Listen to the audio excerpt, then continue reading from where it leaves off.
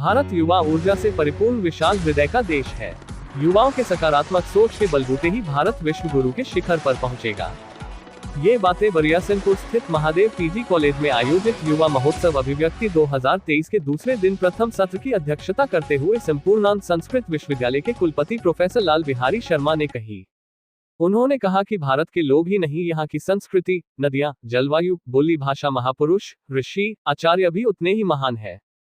इसकी तुलना किसी अन्य देश से नहीं की जा सकती। स्वागत भाषण देते हुए कॉलेज के प्रबंधक अजय सिंह ने कहा कि विद्या ददाति विनयम का निहितार्थ सिद्ध करते हुए कॉलेज निरंतर अपने संकल्पों की ओर आगे बढ़ रहा।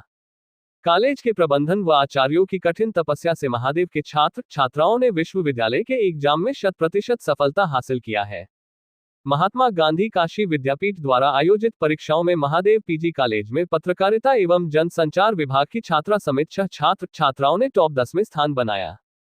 इसमें पत्रकारिता की वैष्णवी तिवारी, शिक्षा शास्त्र के माधव पांडेय, सौरभ सिंह, प्राचीन इतिहास पूजा कुशवाहा, मनोविज्ञान माधुरी यादव, भूगोल एवं जूही सिंह बीएड विभाग रही। कॉलेज के प्राचार्य डॉक्टर दयाशंकर सिंह ने कहा कि कॉलेज के बच्चे पढ़ाई के साथ खेलों में भी खूब धूम मचा रहे। महादेव की इसी धरती ने विभिन्न खेलों में अनेक अंतर्राष्ट्रीय व राष्ट्रीय खिलाड़ी भी दिए हैं।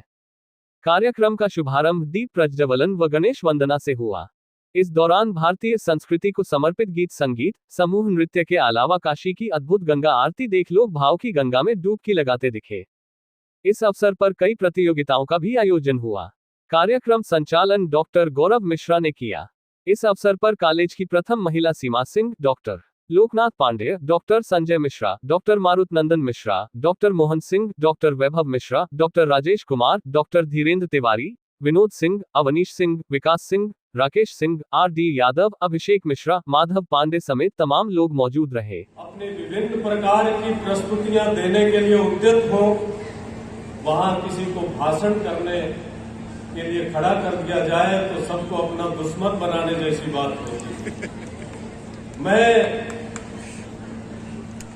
लेकिन उसके साथ साथ उनका भी अभिनंदन करता हूं जिन्होंने प्रस्तुति दी, लेकिन वो विजेता नहीं हुए, हार गए। हारने वाला भी अभिनंदनीय है, क्योंकि अगर हारने वाला ना हो तो जीतने वाले की जीत कैसे हो।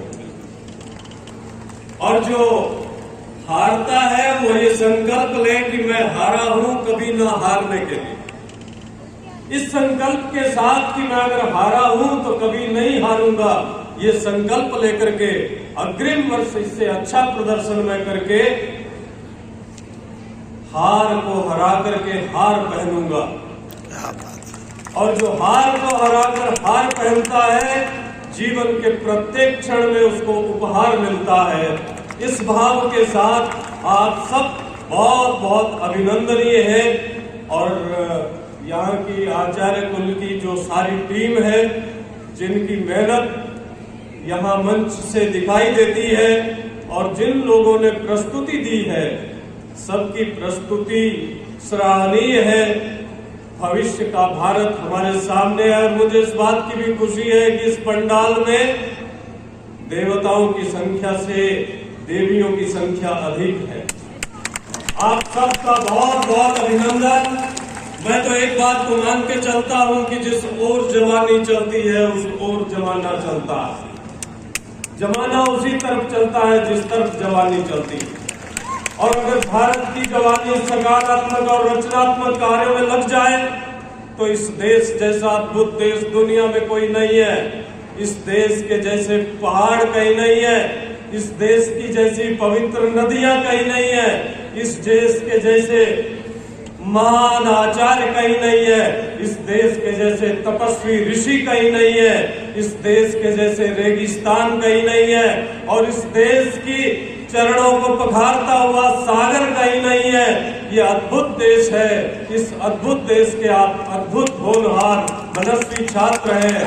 आपकी प्रतिभा और आगे बढ़े और आपके योगदान से ये देश विश्व गुरु बने। इसी भाव के साथ आप सबका बहुत बहुत अभिनंदन, बहुत बहुत वंदन। आपने मुझे यहाँ आने का अवसर दिया, मैं इसके लिए हृदय से आभारी हूँ। मैं अपनी वाणी को, चूंकि व्यस्तता है और आपके रंगारंग कार्यक्रम में खलल न पड़े, इस भाव से मैं अपनी वाणी को यही विराम देता हूँ। नमस्कार, धन्यवाद। ये पूछना चाहूंगी कि यहाँ पर आकर आपको कैसा लगा? बहुत आनंद। महादेव स्नातकोत्तर महाविद्यालय जैसा इसका नाम है, वैसे यहाँ के परिसर में घूमने पर इसका वातावरण भी हमको मिला।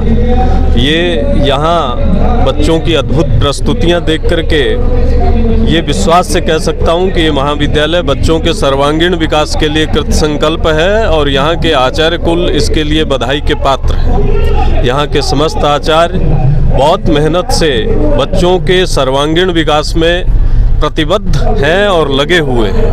ये इतने थोड़े से समय में जो मुझे देखने को मिला, बच्चों की रचनात्मकता, उन्होंने विभिन्न प्रकार के मॉडल्स बनाए हैं और परिसर को इतना अच्छा बना के रखा है।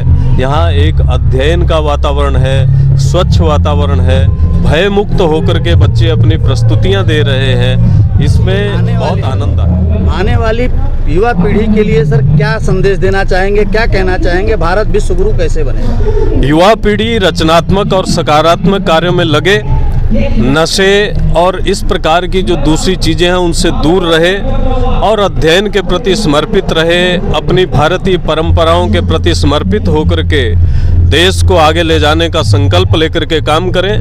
अगर भारत का युवा इस कार्य में लगता है तो भारत को विश्व गुरु बनने से कोई नहीं रोक सकता। Thank you.